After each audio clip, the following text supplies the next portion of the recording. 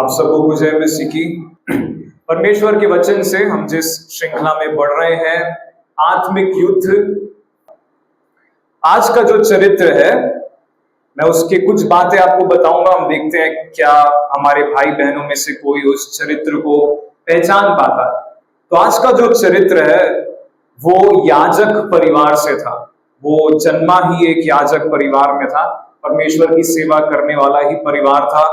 उसमें उसने जन्म लिया। परमेश्वर ने उसके विषय में कहा कि उसके जन्म लेने से पहले ही परमेश्वर ने उसे चुन लिया था।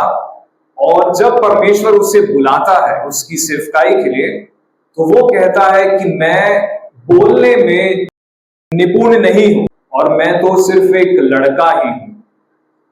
कौन है ये चरित्र? यिर्मयाह। सही उत्तर है यिर्मयाह। मूसा जो है, मूसा भी कहता है कि मैं बोलने में निपुण हूं, जैसे हमारे भाई ने कहा निपुण नहीं हूं, निपुण मैं ठीक से कह नहीं पाता, मैं बोल नहीं पाता, तो मैं कैसे आपकी सेवा कर पाऊं। तो एक जो समानता है यिर्मयाह और मूसा में, दोनों को ऐसा लगा कि हम अच्छे से परमेश्वर की बातों को लोगों तक पहुंचा नहीं पा सकते। यिर्मयाह भी उनमें से एक ऐसा था। जब परमेश्वर ने उससे बुलाया तो वो कहता है परमेश्वर मैं बोलने में निपुण नहीं हूं, मैं ठीक से बोल नहीं पाता। शायद वो जब अपने बड़ों को दिखता होगा, अपने अगुवों को दिखता होगा, क्योंकि वो याजक परिवार से था, तो बहुत अच्छे तरीके से परमेश्वर के वचन को लोगों तक पहुंचा पाते थे। वो शायद अपने आप को उतना बेहतर या उतना योग्य नहीं समझता, और इसलिए जब परमेश्वर ने उसे बुलाया वो कहता है परमेश्वर मैं कहने में निपुण हूं, और वो कहता है मैं अभी लड़का हूं। मूसा को जब परमेश्वर ने बुलाया तब वो उसका उम्र हो चुका था, वो लड़कपन में नहीं था। लेकिन यिर्मयाह का यह कि वो लड़का ही था। हमारे सामने ही कुछ लड़के छोटे हैं, ऐसे उम्र में परमेश्वर ने यिर्मयाह को बुलाया था और उससे कहा कि मैंने तुम्हें तुम्हारे जन्म के पहले से चुना है। तो यिर्मयाह के बारे में हम क्या जानते हैं कि वो एक याजक परिवार में जन्मा। यिर्मयाह उसका पहला अध्याय और उसके पहले पद में पुराने नियम में यिर्मयाह की किताब पाई जाती है। यिर्मयाह एक भविष्यवक्ता था जिसे परमेश्वर ने चुना था। यिर्मयाह उसका पहला अध्याय और उसका पहला पद। हिल्किय्याह का पुत्र यिर्मयाह जो बिन्यामीन देश के अनातोत में रहने वाले याजकों में से था, उसी के ये वचन हैं। तो यहां हम पढ़ते हैं कि वो याजक परिवार, परमेश्वर की सेवा करने वाले परिवार में ही उसने जन्म लिया। दूसरी बात हम क्या पढ़ते हैं उसके 5वें पद में, परमेश्वर यिर्मयाह से कहता है गर्भ में रचने से पहले ही मैंने तुझ पर चित्त लगाया और उत्पन्न होने से पहले ही मैंने तेरा अभिषेक किया। मैंने तुझे जातियों का भविष्यवक्ता ठहराया। यिर्मयाह तब भविष्यवक्ता ठहराया गया था जब उसकी माता के गर्भ में वो रचा भी नहीं गया था। उसके माता के गर्भ में रचे जाने से पहले परमेश्वर कहते हैं कि मैंने तुझ पर चित्त लगाया हुआ था, मैं रुका हुआ था कि तेरा रचा जाना पूरा हो, तू इस दुनिया में जन्म ले और मेरे इस कार्य को तू पूरा कर। तो परमेश्वर ने उसे उसके जन्म से पहले चुन लिया था। फिर हम उसके बारे में पढ़ते हैं यिर्मयाह 1:6 में, तब मैंने कहा, तब यिर्मयाह ने परमेश्वर को उत्तर दिया, हाय प्रभु यहोवा, देख मैं तो बोलना भी नहीं जानता क्योंकि मैं लड़का ही हूं।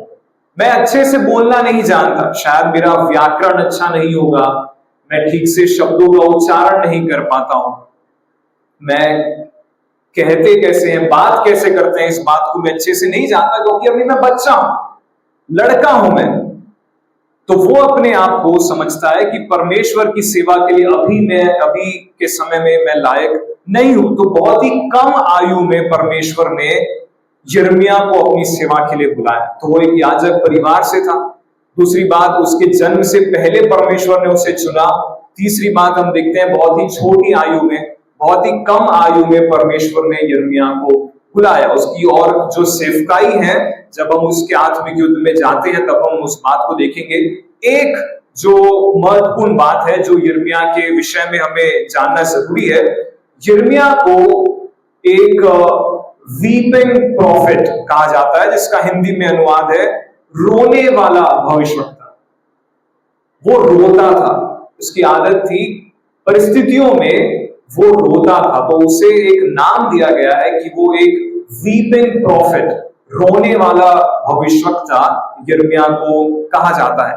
वो क्यों कहा जाता है, जब हम उसके आक्रमणों में जाएंगे तब हम उस बात को समझ पाएंगे। तो आइए हम शुरू करते हैं यिर्मयाह के जीवन से। यिर्मयाह भविष्यवक्ता के जीवन में क्या क्या आत्मिक युद्ध का सामना उसे करना पड़ा, या शैतान ने उसके जीवन में क्या क्या आक्रमण लेकर आए। पहला आक्रमण, यिर्मयाह उसका पहला अध्याय और उसका 5वां पद। गर्भ में रचने से पहले ही मैंने तुझ पर चित्त लगाया और उत्पन्न होने से पहले ही मैंने तेरा अभिषेक किया। मैंने तुझे जातियों का भविष्यवक्ता ठहराया। ये परमेश्वर यिर्मयाह से कहते हैं। इसका उत्तर यिर्मयाह देता है, तब मैंने कहा, हाय प्रभु यहोवा, देख मैं तो बोलना भी नहीं जानता, क्योंकि मैं लड़का ही हूं। पहला आत्मिक हमला जो यिर्मयाह के जीवन में या उसके मन में आता है, अपने आप को अयोग्य समझना। परमेश्वर के कार्य के लिए, परमेश्वर की सेवा के लिए अपने आप को कम समझना, या उसके लिए मैं तैयार नहीं हूं। इस बात को हमने कई चरित्रों में पाया है। जब भी परमेश्वर कोई सेवा लेकर आता है तो कुछ ऐसे चरित्र थे जिन्होंने अपने आप को उस सेवा के लिए सक्षम नहीं पाया, हम इसके लायक नहीं है। मूसा के भी जीवन में हमने देखा था कि जब परमेश्वर उस बात को मूसा तक पहुंचाते हैं, मूसा कहते हैं कि मैं उसके लायक नहीं हूं। यहां यिर्मयाह के भी हम जीवन में देखते हैं। पहला जो आक्रमण शैतान उसके मन में लेकर आता है, वो कहता है मैं इसके योग्य नहीं हूं, परमेश्वर मैं आपकी सेवा करने के योग्य नहीं हूं। हमारे जीवन में भी कई बार ऐसी परिस्थितियां होती है, परमेश्वर हमें कोई सेवकाई देते हैं, शायद किसी मंत्री को जाकर प्रचार करना, या किसी बड़े स्तर में किसी व्यक्ति को जाकर गवाही देना। हमारे मन में पहली बात आती है कि मैं इसके लायक नहीं हूं। कोई मुझ जैसे साधारण आदमी की गवाही क्यों सुनेगा? अगर मुझे एक मौका मिला है कि मैं देश के प्रधानमंत्री को अपनी गवाही दूं, मेरे मन में सबसे पहली बात क्या आएगी कि वो प्रधानमंत्री मुझ जैसे साधारण व्यक्ति की बात क्यों सुनेगा? मैं इसके काबिल नहीं हूं। यिर्मयाह को यही लगता है कि मैं, प्रभु जो सेवा आप मुझे दे रहे हैं, मैं इसके काबिल नहीं हूं। मैं बहुत छोटा हूं, मैं तो सिर्फ एक लड़का हूं, मैं अच्छे से बात नहीं कर पाता, तो मैं इस कार्य को नहीं कर पाऊंगा। कई बार हमारे मनों में भी ये आता है कि हम छोटे लोग हैं, हम साधारण लोग, बड़ी कलीसिया नहीं है हमारी छोटी सी कलीसिया, हम कम लोग हैं, हम ज्यादा काम नहीं कर सकते, हम परमेश्वर की बड़ी सेवा नहीं कर सकते। लेकिन जब परमेश्वर हमें सेवकाई के लिए बुलाता है, हमने गिदोन के जीवन से भी जब हम देख रहे थे, हमने देखा कि परमेश्वर संख्या को नहीं देखता कि कितने लोग हैं आपकी कलीसिया में, उसके हिसाब से परमेश्वर सेवा नहीं देता कि आपकी कलीसिया में 100 लोग हैं तो 100 के हिसाब से परमेश्वर सेवा देगा। नहीं, परमेश्वर हमारे मनों को देखता है, और परमेश्वर हमें वो गुण देते हैं जिसकी हमें जरूरत है। तो जो पहला हमला, जो पहले भी हमने कई चरित्रों के जीवन में देखा कि वो अपने आप को परमेश्वर की सेवा के लायक नहीं समझते, या अपने परमेश्वर की सेवा जो उन्हें दी गई है वो सोचते हैं कि वो उस कार्य को नहीं कर सकते, क्योंकि उनमें वो कोई गुण नहीं है, या वो बहुत छोटे हैं, या सांसारिक रीति से उनका स्तर बहुत कम है। हमारे जीवन में भी हम सोचते होंगे कि मैं प्रचार नहीं कर सकता, मैं गवाही नहीं दे सकता, मेरी आवाज अच्छी नहीं है, शायद मैं दिखता अच्छा नहीं हूं, तो मैं लोगों के सामने जाऊंगा तो लोग मेरी सुनेंगे नहीं। तो कई बार ये प्रश्न हमारे जीवन में आते होंगे कि हम इस कार्य के लायक नहीं है। तो ये यिर्मयाह का पहला हमला हम देखते हैं, अयोग्यता की भावना कि मैं परमेश्वर के कार्य के लिए योग्य नहीं हूं। और ये हम सबों के जीवन के लिए एक बहुत ही व्यवहारिक और व्यक्तिगत प्रश्न है, क्योंकि कई बार हमारे जीवन में ये प्रश्न आता है कि क्या हम इस सेवा के योग्य हैं या नहीं है। अगर परमेश्वर ने हमें एक कार्य दिया है, क्या हमारे पास उतना धन दौलत है, क्या हमारे पास उतनी सारी सामग्रियां हैं कि हम परमेश्वर की सेवा कर पाए? तो जब भी ये विचार मन में आए, हम इस बात को समझ जाए कि ये सिर्फ और सिर्फ शैतान का हमारे जीवन में एक आत्मिक हमला है। क्योंकि जब भी परमेश्वर एक कार्य देता है, वो पूरी रीति से हमें उतना अनुग्रह भी देता है, वो गुण भी देता है ताकि हम परमेश्वर की सेवा कर सके। दूसरा हमला, यिर्मयाह उसका 11वां अध्याय और उसका 21वां पद। यिर्मयाह उसका 11वां अध्याय और उसका 21वां पद। इसलिए यहोवा ने मुझसे कहा, अनातोत के लोग जो तेरे प्राण के खोजी हैं और यह कहते हैं कि तू यहोवा का नाम लेकर भविष्यवाणी न कर, नहीं तो हमारे हाथों से मरेगा। दूसरा आक्रमण यिर्मयाह के जीवन में, ये जो अनातोत के लोग हैं वो उसके खुद के लोग हैं, उसके परिवार के लोग, उसके आसपास के लोग, उसके खुद के लोग उसके विरोध में हैं। सिर्फ विरोध में नहीं है, कितने विरोध में। उन्होंने यिर्मयाह को धमकी दी कि अगर वो यहोवा का नाम लेकर भविष्यवाणी करता है तो वह उनके हाथों से मार डाला जाएगा, उसे जान से मार देंगे। ये उसे अपने खुद के लोग धमकी दे रहे हैं, बाहर के लोग नहीं थे। ये जो अनातोत थे, उसके खुद के लोग, उसके परिवार के लोग, उसके समाज के लोग उसे कहते हैं कि अगर तुमने यहोवा परमेश्वर के नाम से भविष्यवाणी की तो तुम हमारे हाथों से मार दिए जाओगे। क्या ये हमला संसार की ओर से था या शैतान की ओर से? और यही बात हम कई बार असमंजस में आ जाते हैं। हमें लगता है कि हमारा ये जो युद्ध है वो संसार से, क्योंकि ये धमकियां आज विश्वासियों को दी जाती है कि आप प्रचार करना रोक दें, आप बाहर जाकर प्रचार नहीं कर सकते वरना हम आपको मार डालेंगे। कई परमेश्वर के दासों को ये धमकियां आई हैं कि अगर आपने अपनी सेवकाई नहीं रोकी तो आपको जान से हाथ धोना पड़ेगा, आपको मार डाला जाएगा। कई बार हमारे विचारों में ये आता है कि हम संसार के लोगों के विरोध में नहीं, ये युद्ध जो है संसार के लोगों से है ही नहीं।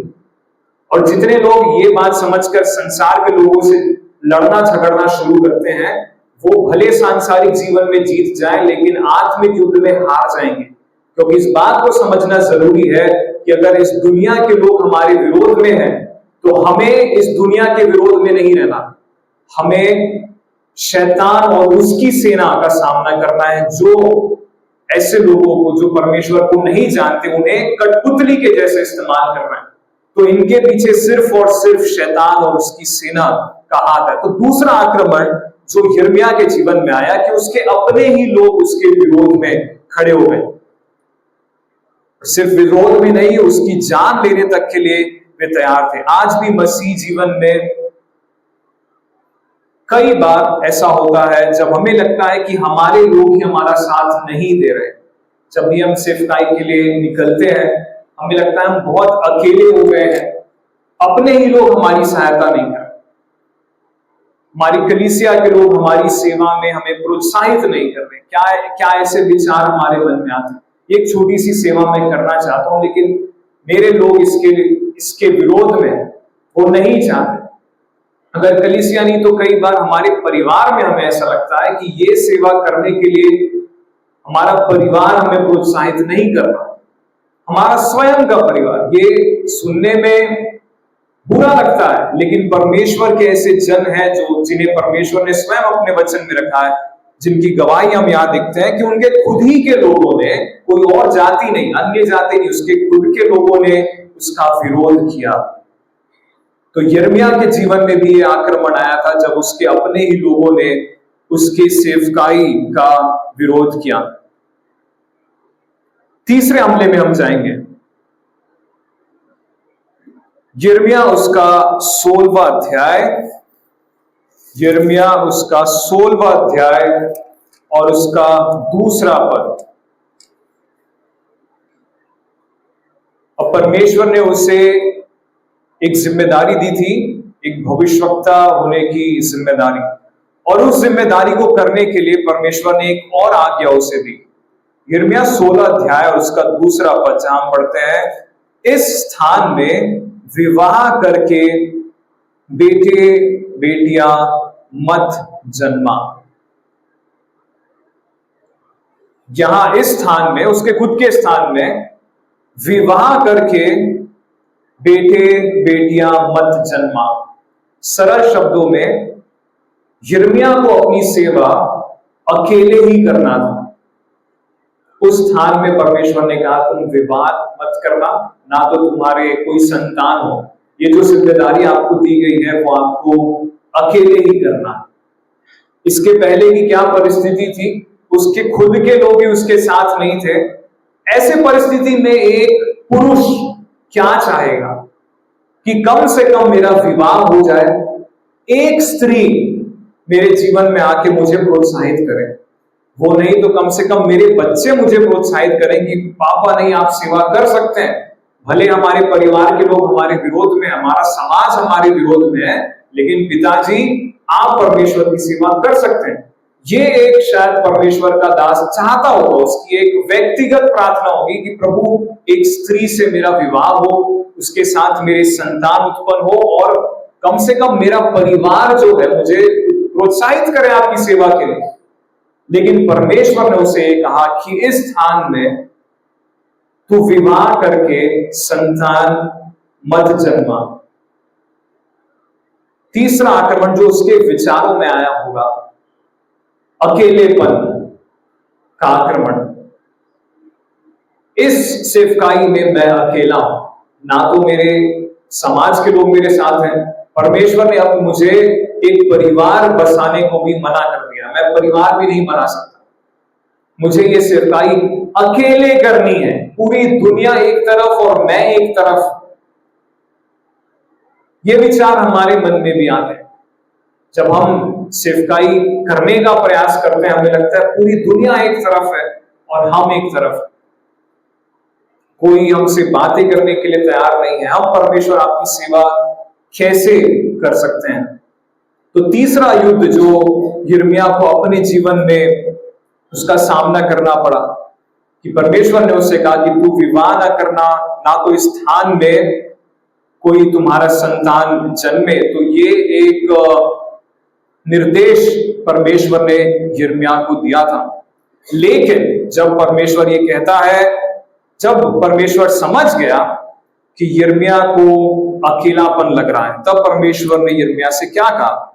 बहुत पहले ही जब यिर्मयाह ने परमेश्वर ने यिर्मयाह को कह दिया था, यिर्मयाह उसका पहला अध्याय उसका 19वां पद, जो इस किताब का मुख्य पद है, जो एक कीवर्ड्स कहा जाता है।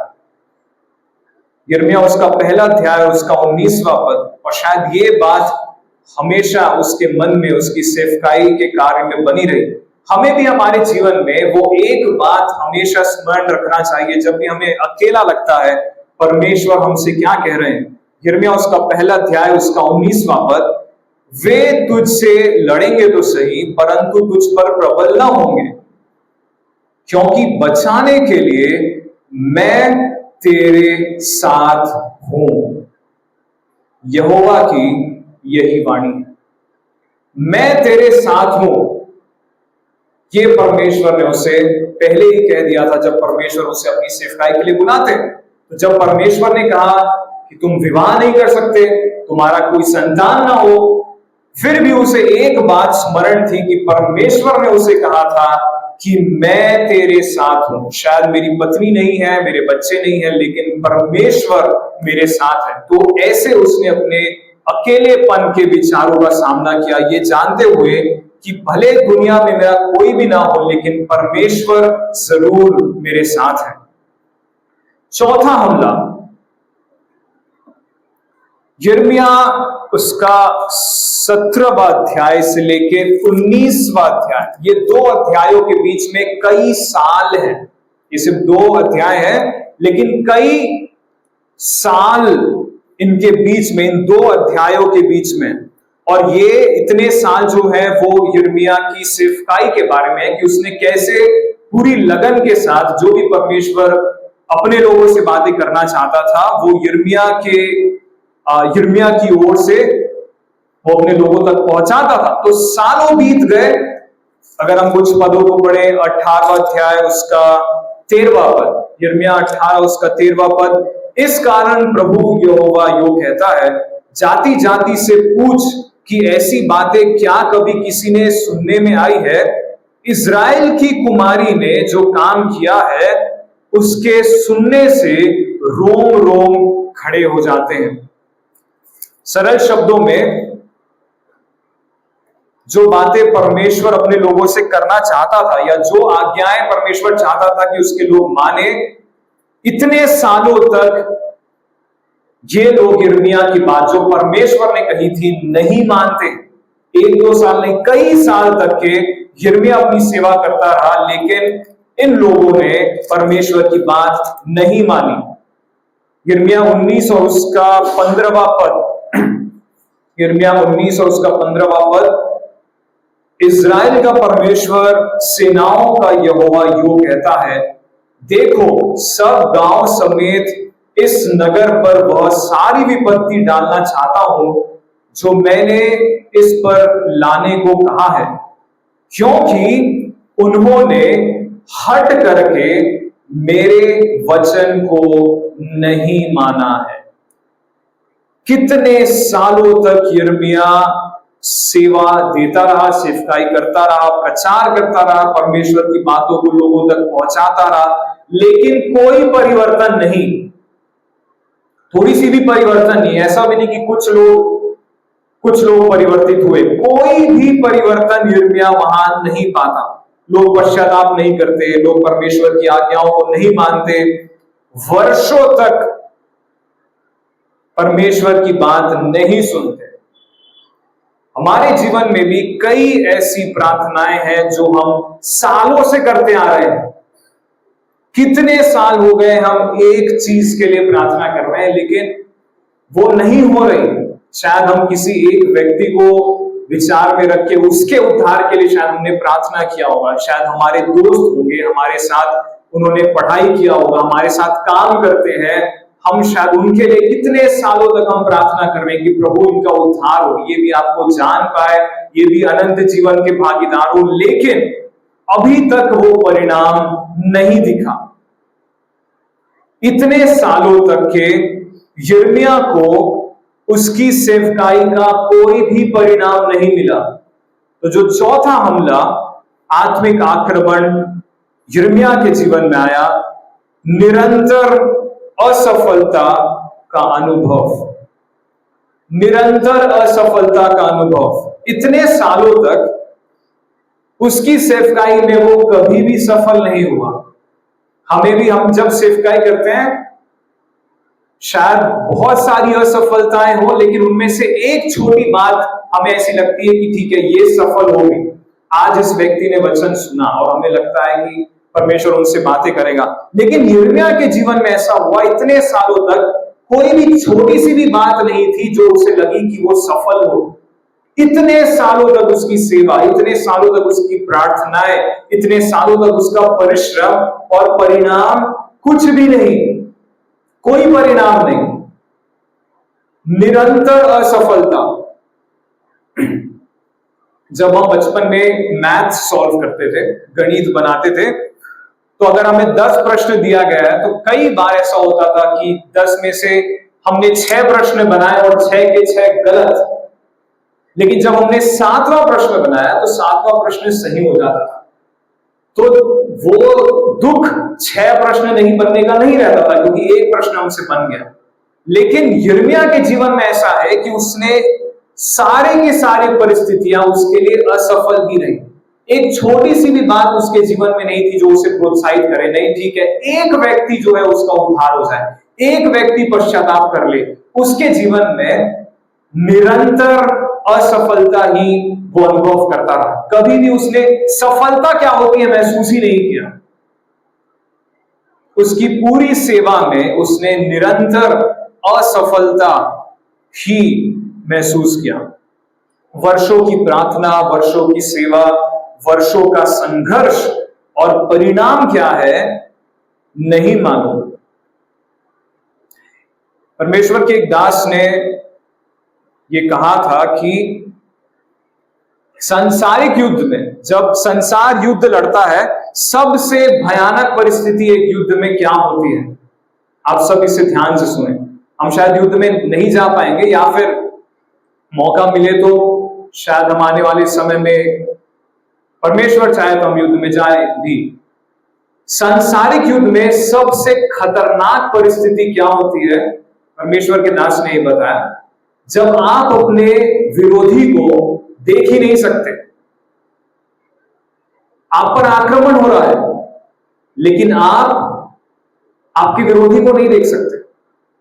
वो होती है सबसे भयानक परिस्थिति कि आक्रमण हो कहां से रहा है। अगर पता चले तो हम बच सकते हैं। अगर मुझे मालूम है कि आक्रमण आगे से हो रहा है तो मैं उस पुलपीट के नीचे झुक सकता हूं। अगर मुझे मालूम है कि आक्रमण यहां से हो रहा है तो मैं इस तरफ आ जाऊंगा। लेकिन जब मुझे समझ में ही नहीं आ रहा है कि आक्रमण हो कहां से रहा है, मैं कहां छिपूंगा। छिपने का स्थान ही नहीं। सबसे भयंकर परिस्थिति कि आप युद्ध में जाए और आपको विरोधी ही ना दिखे। ये सांसारिक परिस्थिति में जब आपको विरोधी ना दिखे। लेकिन आत्मिक युद्ध में सबसे भयंकर परिस्थिति क्या होती है? आत्मिक युद्ध में सबसे भयंकर परिस्थिति होती है जब आपको परिणाम ना दिखे। संसारिक युद्ध में जब आपको विरोधी ना दिखे, आत्मिक युद्ध में जब आपको परिणाम ना दिखे। युद्ध चल रहा है, लेकिन जीत रहे हैं कि हार रहे हैं यह समझ नहीं आ रहा। लड़े जा रहे हैं, युद्ध किए जा रहे हैं, लेकिन यह समझ नहीं आ रहा कि हम जीत रहे हैं कि हार रहे हैं। सबसे भयंकर परिस्थिति यह है आत्मिक युद्ध में कि आपको परिणाम समझ ना आए। यही आत्मिक युद्ध का सामना यिर्मयाह कर रहा था। इतने सालों तक वो अपने युद्ध को लड़ रहा है, लेकिन उसे समझ नहीं आ रहा कि हो क्या रहा है। उसको युद्ध का परिणाम ही समझ नहीं आ रहा। और ये हमारे जीवन में भी कई बार आती है कि हमें सेवकाई का परिणाम नहीं दिखता। हम इतने साल से सेवा कर रहे हैं, क्या है उसका परिणाम? निरंतर असफलताएं, एक आत्मा नहीं बचा पाए। हम वचन सुना रहे हैं, हम गवाही दे रहे हैं, हम गीत लिख रहे हैं, इतने कार्य करने के बाद भी एक आत्मा कैसे नहीं बच रही? ये आत्मिक युद्ध का आक्रमण है। इतने सालों से हमारी सेवकाई, और उसका परिणाम क्या है? जब आत्मिक युद्ध में परिणाम ना दिखे, वो है एक भयंकर आक्रमण। तो जो चौथा हमला हमने यिर्मयाह के जीवन में देखा, निरंतर असफलता का अनुभव। पांचवा हमला यिर्मयाह उसका 20वां अध्याय और उसका 2 पद। तब पशहूर ने यिर्मयाह भविष्यवक्ता को मारा और उसे उस काठ में जकड़ दिया जो यहोवा के भवन के ऊपर बिन्यामीन के फाटक के पास है। पशहूर कौन था, कोई जानते हैं? पशहूर के बारे में अगर हम पढ़े तो हमें क्या लगता है? ये कोई अन्य जाति होगा, परमेश्वर के लोगों को परेशान करने वाला होगा। पहले पद को हम पढ़ते हैं। जब यिर्मयाह यह भविष्यवाणी कर रहा था, तब इम्मेर के पुत्र पशहूर ने, जो क्या था? याजक और यहोवा के भवन का प्रधान रखवाला था, वह सब सुना। तो यिर्मयाह को काट में जकड़ देना और यहोवा के भवन के ऊपर बिन्यामीन के फाटक के पास, कौन कर रहा है ये? एक याजक, पशहूर याजक, उसने यिर्मयाह को मारा और काठ में लटका दिया। परमेश्वर के एक दास को सार्वजनिक रूप से अपमान करना, मारना, घसीटना, काट पे लटका देना। ये सिर्फ शारीरिक हमला नहीं था, लेकिन ये कई बातें मनों पर भी आक्रमण करती हैं कि लोगों के सामने मार खाना और काट पर लटकाया जाना, और किसके द्वारा?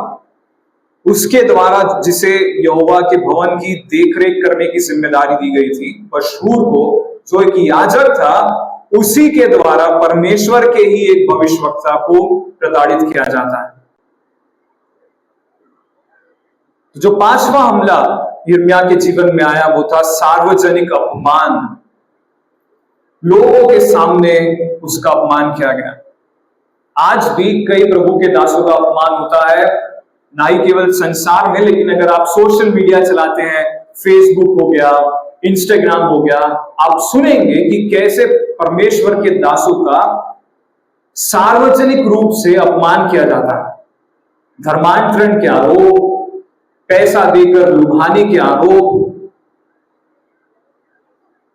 करोड़ों लोग उसे देखते हैं और फिर उस पर कमेंट भी करते हैं कि इनके साथ तो ऐसा होना चाहिए, तो ये हमारे देश के लायक नहीं है। सार्वजनिक रूप से अपमान परमेश्वर के दासों को कैसा लगता होगा उस समय? हमें नहीं मालूम, हम तो शायद उस सेवा में नहीं है। कई शायद इतने परिपक्व हो जाते हैं कि उन्हें इन बातों से फर्क नहीं पड़ता, लेकिन कभी कभी ऐसी परिस्थितियां आती होंगी जहां प्रभु के दासों को भी लगता होगा कि ऐसी बातें हमारे विषय में कि हम देशद्रोही हैं। कैसे लगेगा जब आप प्रचार कर रहे हैं, सेवा कर रहे हो, कोई आपको देशद्रोही है और इतने करोड़ों लोग उस बात पर कमेंट करें, हाँ ये देशद्रोही है, ये देश से निकाल देना चाहिए। यिर्मयाह के साथ ऐसा हो रहा है, सार्वजनिक रूप से उसका अपमान किया जा रहा है। एक भविष्यवक्ता, शैतान ने उसके मन पर आक्रमण करने का प्रयास किया कि आओ इसे मिलकर हम सार्वजनिक रूप से इसका अपमान करते हैं। छठवें हमले में हम जाएंगे। छठवां हमला यिर्मयाह उसका 20वां अध्याय और उसका 9वां पद। अब इतनी सारी बातें हो गई हैं। अब यिर्मयाह भविष्यवक्ता था, लेकिन कई बार हम एक बात को भूल जाते हैं कि ये मनुष्य भी था।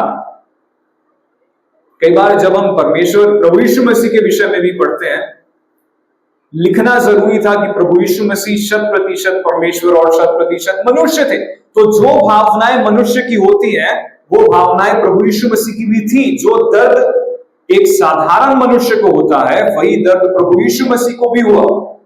तो यिर्मयाह भी जब उसे कह दिया गया कि तुम विवाह नहीं कर सकते, तुम्हारे कोई संतान ना हो, पूरा का पूरा समाज उसके विरोध में है। अब यहोवा के भवन की देखरेख करने का जो याजक था वो उसे मरवाता है, काट पर चकड़वा देता है। तो मनुष्य होने के नाते उसे भी दुख लगा होगा और वो अपने दुख को परमेश्वर के सामने प्रस्तुत करता है। यिर्मयाह उसका 20वां अध्याय और उसका 9वां पद। यदि मैं कहूं मैं उसकी चर्चा न करूंगा, न उसके नाम से बोलूंगा। वो कहता है यदि मैं कहूं, ये सारी परिस्थितियां होने के बाद मेरे पास एक चुनाव है कि मैं ये कहूं कि अब मैं ये सेवा नहीं कर सकता। ना तो मेरे पास परिवार है, ना तो मेरे पास लोग हैं, अपने ही लोग मुझे काट पर चढ़ा रहे हैं, अपने ही लोग मुझे मार रहे हैं। यदि मैं कहूं कि अब मैं ये सेवा नहीं करूंगा, न उसके नाम से बोलूंगा, अब जो जिम्मेदारी मेरी है मैं उसे नहीं करूंगा। तो ये विचार यिर्मयाह के मन में आता है। क्यों? क्योंकि वो निराश हो जाता है। निराशा ये भी एक ऐसा आक्रमण है जो हमने बहुत से चरित्रों के जीवन में देखा। सेवकाई के बीच में निराशा, सफलता ना मिलने की, योगदान नहीं मिलने की, प्रोत्साहन नहीं मिलने की निराशा। यिर्मयाह निराश हो जाता। वो कहता है यदि मैं इस सेवा को छोड़ दूं, यदि मैं गवाही देना छोड़ दूं, यदि मैं भविष्यवाणियां करना छोड़ दूं, हमारे मनों में भी ये विचार कई बार आते होंगे। हमारी सेवकाई के बीच में जब हम निराश हो जाते हैं, हम कहते होंगे कि बस हो गया, बहुत हुआ, बहुत मेहनत हो गई, बहुत सेवकाई हो गई, कोई परिणाम नहीं मिला, बस खत्म, समाप्त। ये हम क्यों कहते हैं? जब हम दुखी हो जाते हैं, निराश हो जाते हैं, अब और नहीं, अब मैं ये सेवा छोड़ रहा हूं, अब मुझसे ये सेवा नहीं हो पाएगी, अब मैं प्रार्थना नहीं कर सकता क्योंकि मेरी प्रार्थना सुनी नहीं जा रही, अब मैं सेवा नहीं कर सकता क्योंकि सेवा में मुझे कोई परिणाम नहीं दिख रहा, अब मैं चर्च नहीं जा सकता क्योंकि मुझे कुछ उसके जगह मिल नहीं रहा है, कुछ भी मुझे सफलता नहीं दिख रही, अब ये सेवकाई खत्म। यिर्मयाह ये कहता है कितने परिस्थितियों से अगर मैं कहूं कि अब मैं ये सेवा नहीं कर सकता, निरुत्साहित हो जाता है, लेकिन उसके बाद हम क्या पढ़ते हैं? तो मेरे हृदय की ऐसी दशा होगी मानो मेरी हड्डियों में धधकती हुई आग हो, और मैं अपने को रोकते रोकते थक गया पर मुझसे रहा नहीं जाता। यिर्मयाह अपनी सेवकाई में कई बार अपने निराश परिस्थितियों में आया, और इसलिए उसे कहा जाता है कि वो एक वीपिंग प्रॉफिट था। वो रोता था, जब भी उसे बुरा लगता था वो रोता था, लेकिन उसे हमेशा वो एक वचन जो परमेश्वर ने उसे कहा था, क्या वचन था वो? मैं तेरे साथ हूं। वो रोता था, बार बार रोता था, लेकिन एक बात हमेशा स्मरण रहता था कि परमेश्वर उसके साथ है, और वो पर्याप्त था कि वो अपनी सेवकाई जारी रखे। तो हम यिर्मयाह के जीवन से हम क्या जानते हैं कि उसके सेवकाई में उसे निरंतर असफलताएं मिलती रही और वो रोता रहा, लेकिन उसने अपनी सेवकाई छोड़ी नहीं। रोना गलत नहीं है सेवकाई में। हमें असफलताएं मिलती, हम रोएंगे, हमें सफलता नहीं मिल रही, लेकिन उसने अपनी सेवा बंद नहीं की। वो रोता था, जब उसे सफलताएं नहीं मिलती थी वो रोता था, लेकिन उसने अपनी सेवकाई रोकी नहीं, समाप्त नहीं की, उसने गिव अप नहीं किया, छोड़ के भागा नहीं, रोते रोते उसने अपनी सेवकाई पूरी की। ये भी एक सेवा है, रोते रोते, लेकिन उसने सेवा पूरी की। उसने बीच में परमेश्वर की दी गई सेवकाई को समाप्त नहीं किया। उसके बाद 7वां युद्ध जो हम पढ़ते हैं यिर्मयाह उसके 28वें अध्याय में, बहुत ही बड़ा भाग है। उस भाग में हम देखते हैं कि कई ऐसे झूठे भविष्यवक्ता आ गए। वैसे भी उसके समाज वाले उसकी सुन नहीं रहे थे, यिर्मयाह की बातें वैसे ही नहीं सुन रहे थे, अब उनके बीच में और झूठे भविष्यवक्ता आ गए। हनन्याह नामक एक झूठा भविष्यवक्ता, वो क्या करता था? लोगों को वो बातें कहता था जो लोगों को पसंद हो। वो बातें नहीं कहता था जो परमेश्वर चाहता है कि उसके लोग सुने, लेकिन वो कहता था जो लोग चाहते हैं कि वो सुने। और संसार किसे बेहतर मानता है? वो जो परमेश्वर की बात पहुंचाते हैं, या उन्हें जो वो सुनाते हैं जो हम सुनना चाहते हैं? लोग किसे पसंद करते हैं, डॉक्टर को या आइसक्रीम बेचने वाले को? किसे पसंद करते हैं? आइसक्रीम बेचने वाले को। इन हमारे लिए बेहतर कौन है? डॉक्टर बेहतर है। एक डॉक्टर के हाथ में सुई है या फिर दवाई है, एक डॉक्टर के हाथ में दवाई है और एक व्यक्ति के हाथ में आइसक्रीम है। लोग किसके पीछे भागेंगे? आइसक्रीम वाले के पीछे भागेंगे और डॉक्टर से दूर भागेंगे, डॉक्टर से दूर और आइसक्रीम वाले की ओर। यही हो रहा है यिर्मयाह के साथ। उसके अपने ही लोग यिर्मयाह से भाग रहे हैं और हनन्याह के पास जा रहे हैं, क्योंकि हनन्याह उन लोगों से वो कहता था जो वो सुनना चाहते थे, लेकिन वो बातें नहीं कहता था जो परमेश्वर उनसे कहना चाहता है। तो ये भी हमला यिर्मयाह के जीवन में आया। वैसे ही लोग उसकी नहीं सुन रहे थे, अब झूठे भविष्यवक्ता भी उनके बीच में आ गए जो लोगों के मन को प्रलोभित करते थे और परमेश्वर के रास्ते से भटकाते थे। आठवां और अंतिम हमला यिर्मयाह का। यिर्मयाह उसका 38वां अध्याय, यिर्मयाह उसका 38वां अध्याय और उसका 6वां पद। तब उन्होंने यिर्मयाह को लेकर राजपुत्र या फिर राजकुमार मल्किया के उस गड्ढे में जो पहरे के आंगन में था, रस्सियों से उतार कर डाल दिया। उस गड्ढे में पानी नहीं, केवल दलदल था और यिर्मयाह कीचड़ में धंस गया। आखिरी हमला मृत्यु का हमला। जब शैतान किसी बात से डरा नहीं पाता, शैतान को ऐसा लगता है कि वो अपने लोगों को एक बात से डरा सकता है कि तुम रुके नहीं तो तुम्हारी जान ले लेंगे। हम शायद अभी तक उस परिस्थिति में नहीं आए, कुछ लोग उस परिस्थिति में पहुंच चुके हैं जहां पर शैतान ने इतना आक्रमण किया है कि अगर तुम नहीं रुके तो सीधा तुम्हारी जान ले लेंगे। ऐसे लोग हैं, हम तक नहीं आए, लेकिन अगर आप बस्तर और उस क्षेत्र के लोगों के बातों को जानते हैं, उन्हें जान की धमकी है। अगर तुमने अपने विश्वास को नहीं छोड़ा तो तुम मार दिए जाओगे। शैतान अधिक से अधिक आखिरी तक क्या कर सकता है? धमकी दे सकता है मार डालने की, और सिर्फ धमकी नहीं, मार भी सकता है, कोशिश पूरी कर सकता है। यहां उसने यिर्मयाह को राजकुमार के हाथ पकड़वाकर एक गड्ढे में डलवा दिया जिसमें पानी नहीं था, सिर्फ दलदल, कीचड़ और अकेलापन। अकेलापन मैं इसलिए कह रहा हूं क्योंकि पहले के चरित्रों के जब हमने विषय में पढ़ा, शद्रक, मेशक, अबेदनगो, जब उन्हें उस भट्टी में डाला गया था, वो फिर भी 3 थे। मर भी रहे तो कम से कम 3 थे साथ में।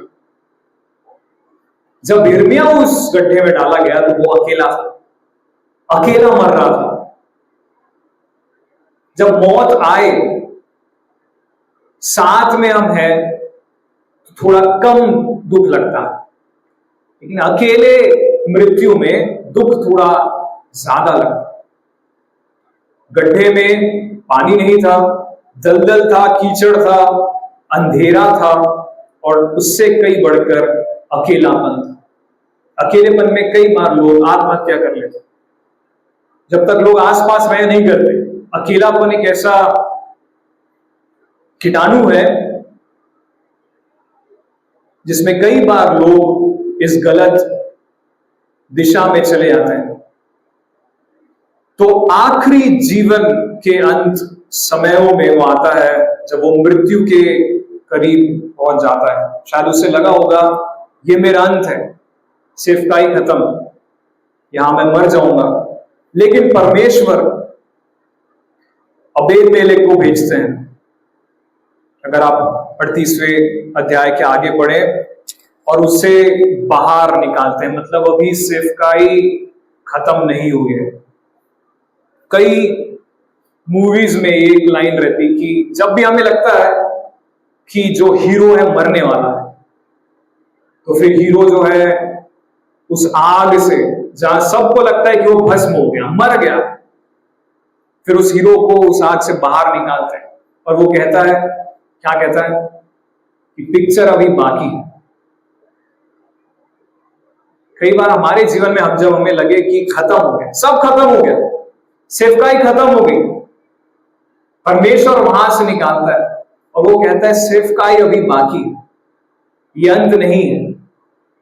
तो एक आक्रमण क्या है? जब भी हमें लगे कि सेवकाई खत्म हो गई, अब हमारे लिए करने के लिए कुछ नहीं, हमारे जो मेन हीरो है वो हमारे डायरेक्टर है, हमारा जो जीवन है, इस हमारे जीवन के निर्देशक है परमेश्वर। और जब तक डायरेक्टर ना बोले खत्म, तब तक खत्म नहीं होता। हीरो के खत्म बोलने से मूवी खत्म होती है क्या? अगर हीरो ने बोला खत्म, मूवी खत्म नहीं होती। जब तक निर्देशक ने नहीं बोला खत्म, तब तक मूवी चलती रहती है। परमेश्वर ने उसे वहां से बचाया क्योंकि उसकी सेवकाई खत्म नहीं हुई थी। और ये था उसका 8वां हमला, मृत्यु के करीब जब शैतान उसे लेकर आता है उसे लगा कि शब ये खत्म हो गया है, परमेश्वर उसे फिर से वहां से निकालते हैं। तो यिर्मयाह का आक्रमण जो था, या फिर यिर्मयाह की सेवकाई के विषय में अगर हम देखें, एक जो अंतर मुझे बाकी चरित्रों के जीवन से दिखा, बाकी चरित्रों के सेवकाई में उन्हें परिणाम मिला और हमने उनके आत्मिक युद्ध का परिणाम कैसे तय किया। परमेश्वर ने जो सेवकाई दी थी उस सेवकाई को कर पाए, इसलिए वो विजयी हुए। यिर्मयाह को जो सेवकाई दी गई थी वो उस सेवकाई को नहीं कर पाया, वो लोगों को नहीं बचा पाया, लोग पश्चाताप नहीं किए। तो क्या यिर्मयाह हार गया? क्या यिर्मयाह अपने आत्मिक युद्ध में हार गया क्योंकि उसने परमेश्वर की दी गई सेवा को पूरी नहीं कर पाया? क्या लगता है आपको? क्या यिर्मयाह हार गया? अगर परमेश्वर हमें कोई सेवा देते हैं, हम मेहनत कर रहे हैं, सालों तक हम मेहनत कर रहे हैं, हम रो के सेवा कर रहे हैं, लेकिन सेवा रोक नहीं रहे, हमने सेवा छोड़ा नहीं, हम भागे नहीं, लेकिन हमें परिणाम भी नहीं मिला, तो क्या हम अपने आत्मिक युद्ध में हार गए? परमेश्वर के हिसाब से नहीं। यिर्मयाह का आत्मिक युद्ध उसके परिणाम पे नहीं था। आज एक नई बात हम सीखने वाले हैं कि हमारा आत्मिक युद्ध परिणाम पे नहीं, हमारी विश्वास योग्यता में। ये एक नई बात यिर्मयाह के जीवन से हम देखते हैं। परमेश्वर की सेवा करने के लिए हम कितने विश्वास योग्यता के साथ कर रहे हैं, वो हमारी जिम्मेदारी है, वो हमारी लड़ाई है। परिणाम हमारी लड़ाई नहीं है। कई बार हम परिणाम देखकर हमारे आत्मिक युद्ध को जांचते हैं कि क्या हम जीते, क्या हम हारे। कई लोग जो बहुत सालों से सेवकाई में हैं, उन्हें कभी लगता होगा कि शायद हम जो परमेश्वर ने हमें सेवा दी है उसका परिणाम हम नहीं देख पा रहे। प्रश्न ये है, क्या आपने अपनी ओर से विश्वास योग्यता दिखाई? क्या आपने उस सेवा को छोड़ा? नहीं छोड़ा। क्या आप रोए? हम रोए, बिल्कुल रोए, लेकिन छोड़ा नहीं। हमें परिणाम भी शायद नहीं मिला हो, क्योंकि हमारी लड़ाई परिणाम से नहीं देखी जाती, लेकिन हमारी लड़ाई विश्वास योग्यता से, कि हम अपने आत्मिक युद्ध को कितने विश्वास योग्यता के साथ लड़ रहे हैं, वो हमारे परिणाम को तय करता है। और ये हमें आज का चरित्र यिर्मयाह सिखाता है कि जिसे निरंतर असफलताएं मिलती रही, उससे लगा होगा कि मैं सेवा पूरी नहीं कर पा रहा, लेकिन परमेश्वर की नजरों में वो फिर भी विजयी था, क्योंकि उसने अपनी सेवा छोड़ी नहीं, क्योंकि वो अपने जीवन भर अपने सेवकाई में, अपने आत्मिक युद्ध में विश्वास योग्य बना रहा। तो यिर्मयाह जो हमारे आज का चरित्र था, वो अपने आत्मिक युद्ध को जीतता है सिर्फ और सिर्फ विश्वास योग्यता के कारण। तो आइए हम सब भी इस चरित्र के जीवन से और परमेश्वर के वचन से प्रोत्साहित हो। कई बार जब हम निराश हो जाते हैं कि हम सेवा नहीं कर पा रहे, हमें यह जानना है कि हमें विश्वास योग्यता दिखानी है। हमें शायद परिणाम ना दिखे, लेकिन परमेश्वर को हमारी विश्वास योग्यता दिखनी चाहिए, और ऐसे ही हम अपने आत्मिक युद्ध को जीत सकते हैं। इस वचन से परमेश्वर को महिमा मिले और ये वचन हमेशा हमारे जीवन में कार्य करता रहे। परमेश्वर के बड़े नाम की स्तुति हो। आप सबों को जय मसीह।